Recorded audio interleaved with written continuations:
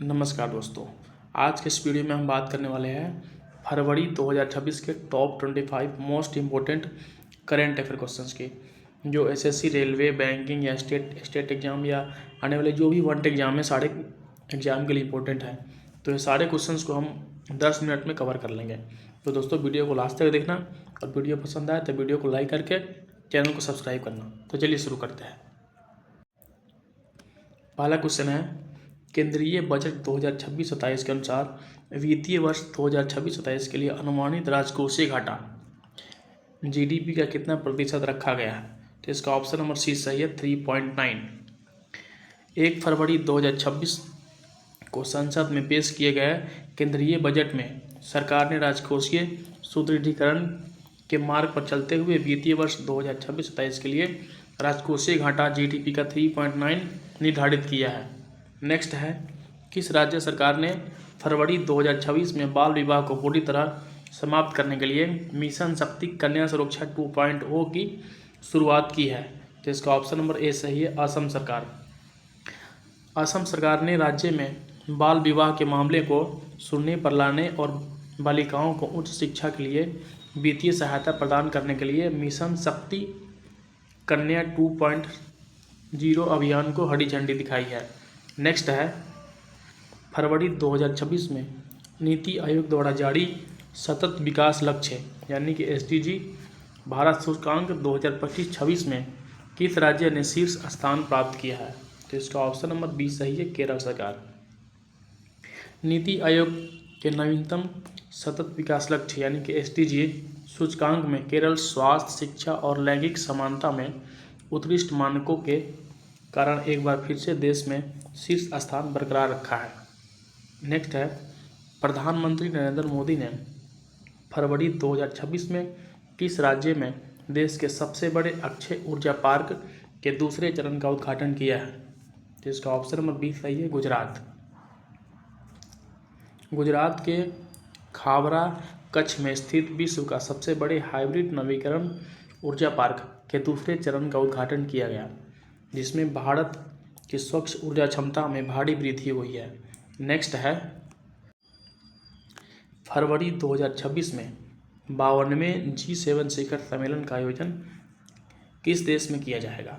इसका option number D सही है, कनाडा। वर्ष 2026 के लिए G7 समूह की अध्यक्षता कनाडा के पास है। फरवरी 2026 में आयोजित इस शिखर सम्मेलन में वैश्विक आर्थिक स्थिरता और आपूर्ति श्रृंखला सुरक्षा पर मुख्य चर्चा हुई। नेक्स्ट है, वैश्विक लोकतंत्र सूचकांक 2025 जो फरवरी 2026 में जारी किया गया में भारत का स्थान क्या है? इसका ऑप्शन नंबर बी सही है, 45वां। इकोनॉमिस्ट इंटेलिजेंस यूनिट द्वारा जारी इस वार्षिक सूचकांक में चुनावी प्रतिक्रिया और बहुलतावाद में सुरक्षा के कारण भारत की रैंकिंग में सुधार हुआ है। भारत का स्थान 45 रहा है। नेक्स्ट है, अंतर्राष्ट्रीय सौर गठबंधन का नया पूर्वकालिक सदस्य बनने वाला 104वां देश कौन सा है? तो इसका ऑप्शन नंबर बी सही है, माल्टा। फरवरी 2026 में यूरोपीय देश माल्टा ने आधिकारिक तौर पर अंतर्राष्ट्रीय सौर गठबंधन फ्रेमवर्क समझौतों पर हस्ताक्षर कर पूर्ण सदस्यता प्राप्त की है। इसका मुख्यालय गुरुग्राम, भारत में है। नेक्स्ट है, भारतीय नौसेना द्वारा आयोजित बहुउद्देशीय नौसैनिक अभ्यास मिलन 2026 का आयोजन कहाँ किया गया? तो इसका ऑप्शन नंबर बी सही है, विशाखापत्तनम में। द्विवार्षिक बहुराष्ट्रीय नौसेना अभ्यास मिलन 2026 फरवरी के मध्य विशाखापत्तनम के सिटी ऑफ डेस्टिनी के तट पर आयोजित हुआ। इसमें 50 से अधिक मित्र देशों की नौसेना ने हिस्सा लिया। नेक्स्ट क्वेश्चन है, इसरो ने फरवरी 2026 में अपने किस भारी उपग्रह प्रक्षेपण यान के जरिए चंद्रयान 4 मिशन के प्रारंभिक लैंडर मॉड्यूल का सफल परीक्षण किया है? तो इसका ऑप्शन नंबर ए सही है, LVM-3। Chandrayaan 4 sample return mission की दिशा में आगे बढ़ते हुए इसरो ने LVM-3 रॉकेट के जरिए इसके महत्वपूर्ण मॉड्यूल को सफलतापूर्वक अंतरिक्ष में भेजकर उसकी डॉकिंग क्षमता का परीक्षण किया। नेक्स्ट है, भारत के DRDO ने फरवरी 2026 में अभ्यास की सफल परीक्षण किया है? यह किस प्रकार की रक्षा प्रणाली है? तो इसका ऑप्शन नंबर बी सही है, high speed extensible arrear target. अभ्यास एक ड्रोन हवाई लक्ष्य है जिसका उपयोग विभिन्न मिसाइल प्रणाली की परीक्षण के लिए एक टारगेट के रूप में किया जाता है। इस सफल परीक्षण को उड़ीसा के चांदीपुर में किया गया। नेक्स्ट है, भारतीय वायुसेना और फ्रांसीसी सेना के बीच आयोजित संयुक्त अभ्यास डेजर्ट नाइट 2026 कहाँ संपन्न हुआ? तो इसका ऑप्शन नंबर बी सही है, जैसलमेर। दोनों देशों के रणनीतिक संबंधों को मजबूत करने के लिए राजस्थान के जैसलमेर एयरफोर्स स्टेशन पर डेजर्ट नाइट 2026 का आयोजन किया गया। इसमें राफेल लड़ाकू विमान को भी शामिल किया गया। नेक्स्ट है, फरवरी 2026 में जारी state of India's birds report के अनुसार भारत के किस पक्षी प्रजाति की संख्या सर्वाधिक सुधार किया गया है? तो इसका ऑप्शन नंबर बी सही है, भारतीय मोर। नवीनतम वन्यजीव रिपोर्ट के अनुसार देश के विभिन्न हिस्सों में अनुकूल आवास मिलने के कारण भारतीय मोर की संख्या निरंतर और सबसे सकारात्मक वृद्धि देखी गई है। नेक्स्ट है, हाल ही में किस भारतीय राष्ट्रीय उद्यान को चीते की नई संरक्षण साइट के रूप में अधिकारिक किया गया है? तो इसका ऑप्शन नंबर ए सही है, नौरादेही वन्यजीव अभयारण्य। मध्य प्रदेश के कूनो राष्ट्रीय पार्क के बाद गांधी सागर अभयारण्य और नौरादेही अभयारण्य को चीता प्रोजेक्ट के अगले चरण के तहत चीतों के बसाने के लिए पूरी तरह अधिसूचित किया जा रहा है। नेक्स्ट क्वेश्चन है, 68वें ग्रैमी पुरस्कार 2026 में किस भारतीय संगीतकार ने सर्वश्रेष्ठ वैश्विक संगीत एल्बम का पुरस्कार जीता है? तो इसका ऑप्शन नंबर बी सही है, रिक्की केज। 3 बार ग्रैमी विजेता रिक्की केज ने लॉस एंजलिस में आयोजित 68वें ग्रैमी पुरस्कार समारोह में अपने एक नए फ्यूजन प्रोजेक्ट के लिए एक बार फिर प्रतिष्ठित अंतर्राष्ट्रीय पुरस्कार जीतकर भारत का नाम रोशन किया है। नेक्स्ट है, वर्ष 2026 के लिए घोषित ज्ञानपीठ पुरस्कार से किसे सम्मानित किया गया है? तो इसका ऑप्शन नंबर बी सही है, ऑप्शन नंबर डी सही है, प्रख्यात कोंकणी मराठी लेखक को चयनित किया गया है। भारतीय साहित्य के सर्वोच्च सम्मान ज्ञानपीठ पुरस्कार के चयन समिति ने फरवरी 2026 में भारतीय भाषा में उत्कृष्ट योगदान देने वाले साहित्यकार के नाम की आधिकारिक घोषणा की है। नेक्स्ट है, प्रसिद्ध दादा साहब फाल्के अंतर्राष्ट्रीय फिल्म महोत्सव पुरस्कार 2026 में सर्वश्रेष्ठ अभिनेता का पुरस्कार किसे प्रदान किया गया? तो इसका ऑप्शन नंबर बी सही है, रणवीर कपूर।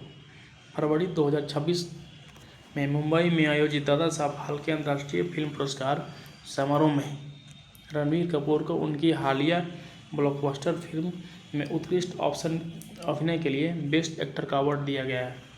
नेक्स्ट क्वेश्चन है, आरबीआई की मौद्रिक नीति समिति ने फरवरी 2026 की समीक्षा बैठक में रेपो दर कितने प्रतिशत पर अपरिवर्तित रखा है? तो इसका ऑप्शन नंबर बी सही है, 6.50%। आर्थिक स्थिरता और मुद्रास्फीति को नियंत्रण रखने के लिए संतुलित बनाते हुए आरबीआई गवर्नर की अध्यक्षता वाली समिति ने रेपो दर को 6.50% पर स्थिर रखने का निर्णय लिया है। नेक्स्ट है, फरवरी 2026 में कौन सी भारतीय डिजिटल भुगतान कंपनी सीमा पार यूपीआई भुगतान की सुविधा 10 यूरोपीय देश में लाइव करने वाली पहली कंपनी बन गई है? जिसका ऑप्शन नंबर सी सही है, NPCI international. National payment corporation of India की अंतर्राष्ट्रीय शाखा ने यूरोपीय बैंक के साथ साझेदारी कर भारतीय पर्यटकों के लिए 10 प्रमुख यूरोपीय देश में यूपीआई भुगतान सेवा को पूरी तरह सक्रिय कर दिया है।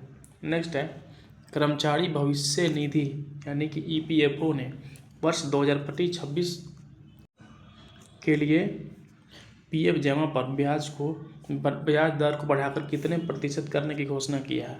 तो इसका ऑप्शन नंबर बी सही है, 8.25%। ईपीएफओ ने केंद्रीय न्यासी बोर्ड ने वित्तीय वर्ष 2025-26 के लिए पीएफ खातों पर मिलने वाले ब्याज को 8.25% पर निर्धारित करने की मंजूरी दी है, जिससे करोड़ों नौकरपेशा कर्मचारी को लाभ होगा। नेक्स्ट है आईसीसी अंडर-19 आईसीसी अंडर-19 पुरुष क्रिकेट विश्व कप 2026 का खिताब किस देश की टीम ने जीता है? तो इसका ऑप्शन नंबर ए सही है, भारत ने जीता है। फरवरी 2026 में खेले गए रोमांचक फाइनल मुकाबले में भारतीय अंडर-19 टीम ने शानदार प्रदर्शन करते हुए विपक्ष को हराकर आईसीसी अंडर-19 विश्व कप का खिताब अपने नाम किया है। नेक्स्ट है 1 फरवरी 2026 में आयोजित सीनियर नेशनल बैडमिंटन चैंपियनशिप का पुरुष एकल का खिताब किसने जीता है? तो इसका ऑप्शन नंबर ए सही है, लक्ष्य सेन ने जीता है। भारतीय स्टार शटर लक्ष्य सेन ने राष्ट्रीय बैडमिंटन चैंपियनशिप के फाइनल में सीधे सेटों से जीत दर्ज कर राष्ट्रीय चैंपियनशिप का पुरुष एकल का खिताब अपने नाम किया है। नेक्स्ट है वर्ष 2026 में होने वाले राष्ट्रमंडल खेलों की मेजबानी कौन सा देश कर रहा है? तो इसका ऑप्शन नंबर ए सही है, ग्लासगो स्कॉटलैंड में। ऑस्ट्रेलिया के हटने के बाद स्कॉटलैंड के ग्लासगो शहर को आधिकारिक तौर पर राष्ट्रमंडल खेल 2026 की मेजबानी सौंपी गई है, जिसकी तैयारी की समीक्षा फरवरी 2026 में पूरी की गई है। नेक्स्ट है फरवरी 2026 में भारत के किस पूर्व मुख्य चुनाव आयुक्त को प्रतिष्ठित अंतर्राष्ट्रीय थिंक टैंक में मानक फेलो के रूप में शामिल किया गया है? तो इसका ऑप्शन नंबर ए सही है, राजीव कुमार। भारत के पारदर्शी चुनाव प्रक्रिया और लोकतांत्रिक सुधार के सफल प्रबंधन के सम्मान में पूर्व आईसीजी राजीव कुमार को वैश्विक थिंक टैंक द्वारा मानद फेलोशिप से सम्मानित किया गया है। नेक्स्ट है रक्षा श्रृंखला द्वारा आयोजित वार्षिक डिफेंस एक्सपो 2026 की प्रदर्शनी फरवरी 2026 में कहाँ आयोजित की गई है? तो इसका ऑप्शन नंबर ए सही है, गांधीनगर में। भारत की स्वदेशी रक्षा उत्पाद क्षमताओं को प्रदर्शित करने के लिए डिफेंस एक्सपो 2026 का भव्य आयोजन गुजरात के गांधीनगर में किया गया है, जिससे विश्व भर की रक्षा कंपनियों ने भाग लिया है। नेक्स्ट है अंतर्राष्ट्रीय मातृभाषा दिवस 2026 की आधिकारिक थीम क्या है, जिसे 21 फरवरी को मनाया गया? इसका ऑप्शन नंबर बी सही है, बहुभाषी शिक्षा के माध्यम से समावेशी भविष्य। यूनेस्को द्वारा घोषित इस वर्ष की थीम बहुभाषी शिक्षा के माध्यम से समावेशी भविष्य है, जो प्राथमिक स्तर पर बच्चों को मातृभाषा में शिक्षा देने के वैश्विक प्रयास को रेखांकित करती है। तो दोस्तों आज के वीडियो में बस इतना ही। हमने बहुत कम टाइम में सारे 25 क्वेश्चन कवर कर लिया है। तो दोस्तों अगर वीडियो पसंद आए तो वीडियो को लाइक करना और चैनल को सब्सक्राइब करना। तो मिलते हैं अगले वीडियो में। धन्यवाद।